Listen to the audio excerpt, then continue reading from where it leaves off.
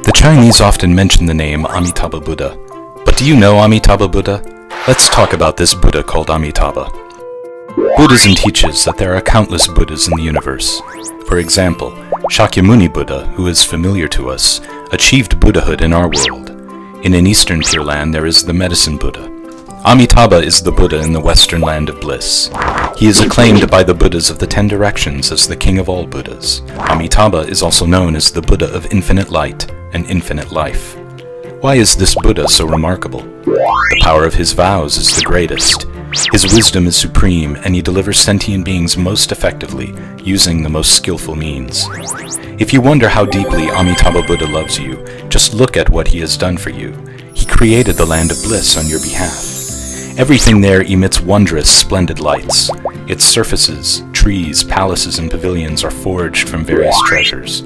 The water of 8 meritorious virtues in the 7 jeweled lotus ponds nourishes body and mind.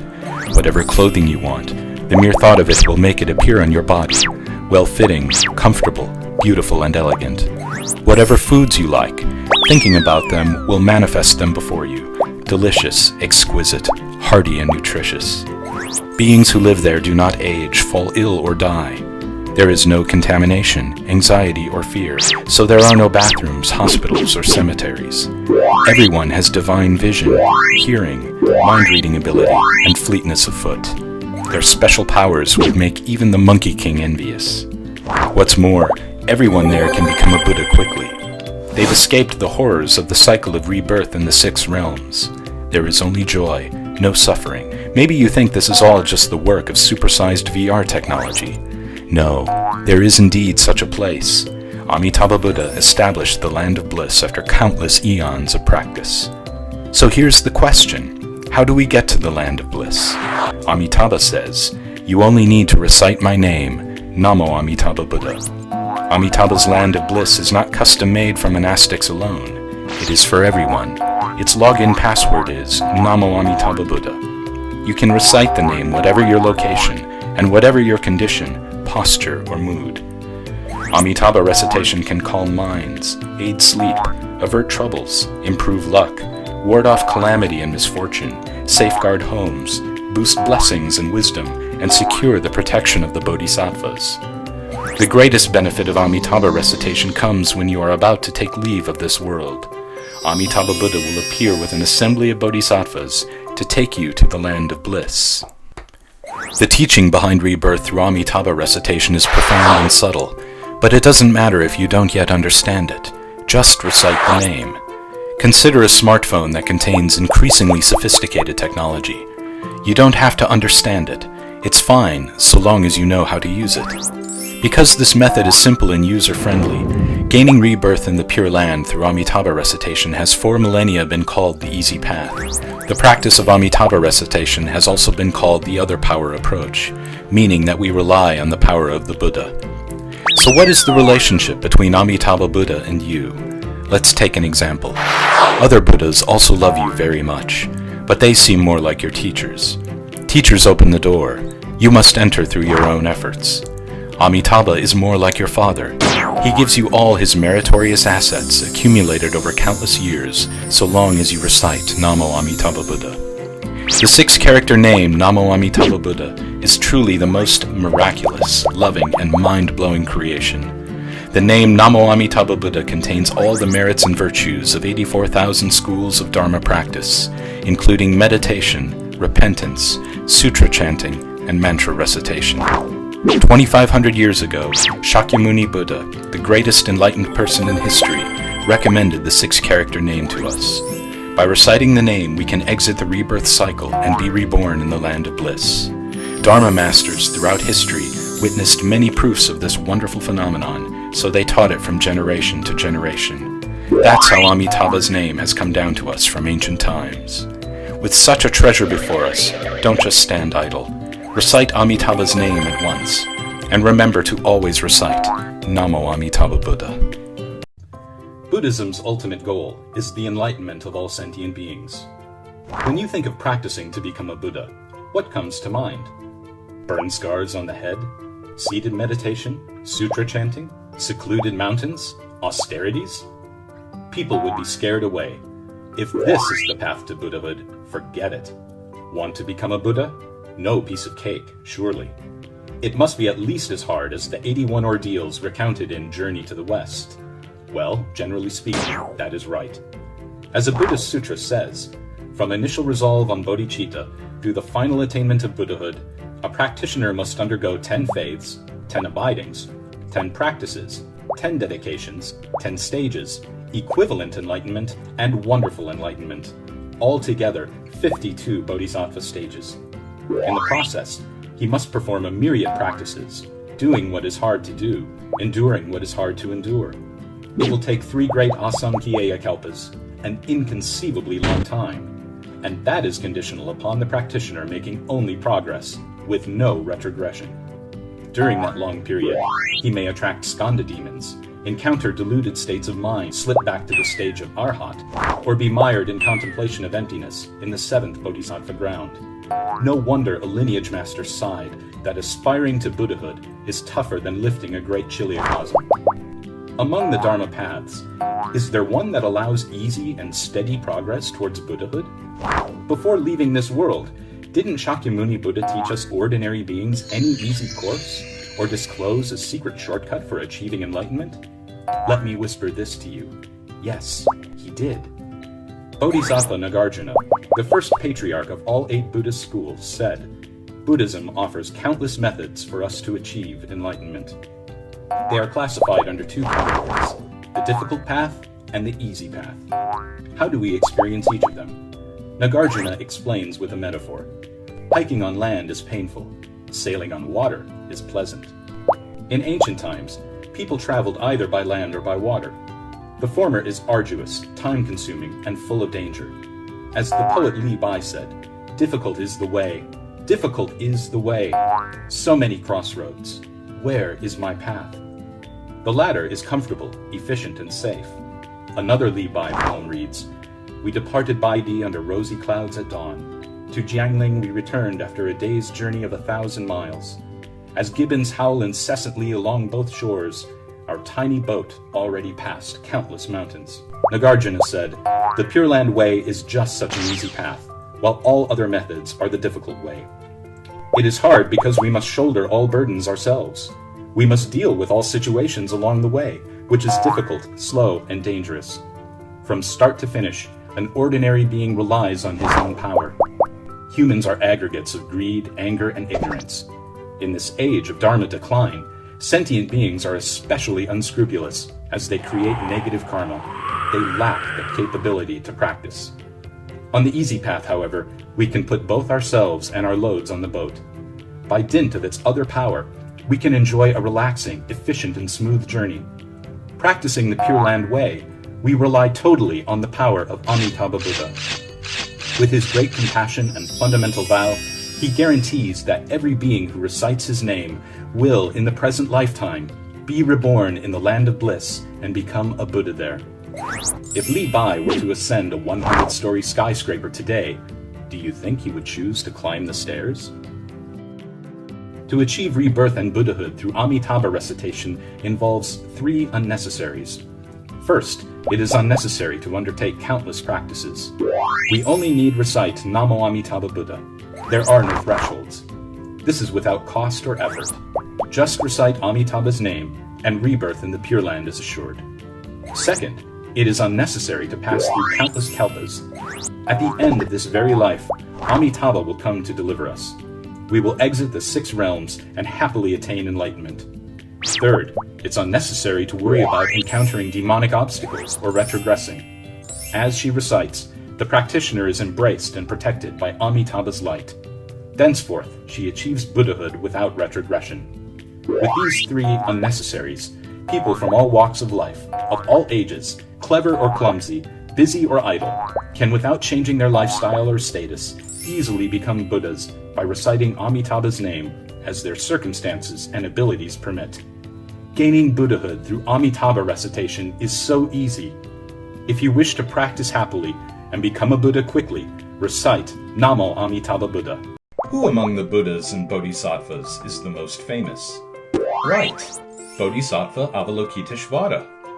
What do you know about him? Try and answer the following questions. Question 1. What is the meaning of Avalokiteshvara? The name Avalokiteshvara means, he who perceives the sounds of the world. He once vowed, if sentient beings encounter misery and recite Namo Bodhisattva Avalokiteshvara, I will immediately perceive their lamentations and appear before them to save them. So whenever, wherever you are in danger, just call the name of Avalokiteshvara. He will arrive without fail. He listens to the cries of suffering and rescues beings in distress. That is the origin of the name Avalokiteshvara. Is Avalokiteshvara male or female? Here's the answer. The evolution of Buddhism in China saw a gradual change in Avalokiteshvara's depiction from a male image to a female one, starting in the Tang dynasty. By the late Song and early Yuan eras, the figure had become essentially female, because the tenderness, sympathy, and the spirit of self-sacrifice he manifests were closer to the love of a mother. In Buddhist scriptures, Avalokiteshvara is said to bear the marks of a great man, but bodhisattvas do not inherently have gender difference. In fact, to deliver sentient beings, Avalokiteshvara may appear as a man or a woman according to circumstances. This relates to the methods of deliverance he chooses. Question 2. How does Avalokiteshvara save sentient beings? Avalokiteshvara is known as the Bodhisattva of infinite kindness and compassion, who with great inspiration rescues people from suffering and misfortune. Besides miraculously delivering beings from calamity, he is recorded as having helped people realize their wishes for safety, school admission, promotion, marriage, children. Since sentient beings have countless sufferings and wishes, he manifests in a form with 1,000 arms and eyes and generates innumerable bodies. Since sentient beings have different capabilities and karmic circumstances, he appears in various human and animal forms, or even as inanimate objects, so that beings can be delivered expediently. Question 3. Where does Avalokiteshvara reside? Mount Patalaka in India and Mount Putuo and the Patala Palace in China are his teaching centers. As one of the 3 sacred beings of the Pure Land, he doesn't have his home on earth, but in the western land of bliss. He visits this Saha world frequently, for sentient beings here suffer so much distress. Question 4. Who is Avalokiteshvara's Dharma teacher? What? Avalokiteshvara has a Dharma teacher? Yes. The teacher is the King of Buddhas, Amitabha Buddha, foremost among the Pure Land's 3 sacred beings. Avalokiteshvara has infinite kindness, compassion, power, and vows. His mentor is surely even more formidable. He shows reverence for his teacher by placing an Amitabha figure on the crown of his head at all times. Following his teacher, he single-mindedly resolves to free all beings from the cycle of rebirth. So he does everything to save us, wishing to guide us towards rebirth in the land of bliss.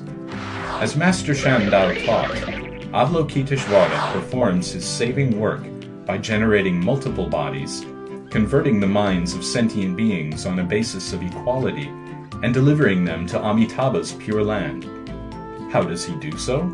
Simple, by inducing them to recite the name of his teacher, Namo Amitabha Buddha. Shakyamuni Buddha said, sentient beings need only recite Namo Amitabha Buddha. Amitabha will seek their voices and appear before them. With him will come Avalokiteshvara and 24 other bodhisattvas to protect the reciters. The Buddha also said, if someone recites Amitabha's name, do not belittle her, because Avalokiteshvara is her good friend. So, if you want to be protected by Avalokiteshvara anytime, anywhere, and be friends with him, just recite Namo Amitabha Buddha. Namo Amitabha Buddha. What is the meaning of Namo Amitabha Buddha? Let's look at its literal meaning first. Namo means, I entrust my life. Amitabha is infinite light and infinite life. Buddha is the awakened one. Together, the term means, I entrust my life to the awakened one who has infinite light and infinite life. As for its deeper implications, the most authoritative explanation since ancient times is the one given by Master Shan Dao of the Tang Dynasty. By saying Namo, we entrust our lives. It also means that we aspire to be reborn in the Pure Land and dedicate merit towards that end. Reciting Amitabha Buddha is the practice. That is why rebirth is certain. Let's make a long story short. There are many similar expressions. For instance, Namo Shakyamuni Buddha, Namo Bodhisattva Avalokiteshvara, Namo Bodhisattva Kshitigarbha. Namo is to entrust our lives, to depend on, and to be willing to commit and pledge ourselves sincerely and thoroughly. To the left of Namo is I. To the right is the name of a Buddha or Bodhisattva. Its formula: I entrust my life to a Buddha or Bodhisattva. I am very small and weak, and I believe that the Buddha or Bodhisattva will love, help, protect, and rescue me, so I entrust my life. Namo. To whom should we Namo? It's a question of choosing a direction. Nowadays, people often say, choice is more important than effort. This shows how significant direction is. In the last video, we said Amitabha Buddha is the king of all Buddhas, and his light is the most esteemed. He made 48 vows to deliver sentient beings. So taking refuge with Amitabha Buddha and relying on him are absolutely trustworthy. Of course it is him we should choose. Reciting Amitabha Buddha is the practice. When we resolve to entrust our lives to and rely on Amitabha Buddha, all merits and virtues from his practice immediately become ours. It's like the moment we get on a bus. When the bus goes forward, we move along with it. Its speed is our speed. So Namo Amitabha Buddha, and entrust our lives to Amitabha Buddha. It seems that we're not practicing, but in fact, we practice most effectively. This is known as to practice without practicing, and to do without doing. So the 6 characters of Namo Amitabha Buddha have profound implications. Anyone who recites the name is immediately protected by Amitabha's light, and will, in the end, be reborn in his Pure Land. Do you remember? Amitabha Buddha created the unsurpassed land of bliss for every sentient being. His energy exceeds your imagination. In his land of bliss there is only joy, no suffering. Everyone can become a Buddha quickly. By reciting Namo Amitabha Buddha, we'll go to the land of bliss through Buddha power. Simply put, Amitabha Buddha asks us to recite Namo Amitabha Buddha, urging us, come, come. Shakyamuni Buddha taught us to invoke Namo Amitabha Buddha, and what he advised us was, go, go.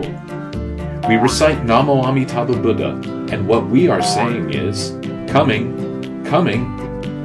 There are eager summonses, earnest teachings, and loud, clear responses. It's like my mother calling me home when it's getting dark.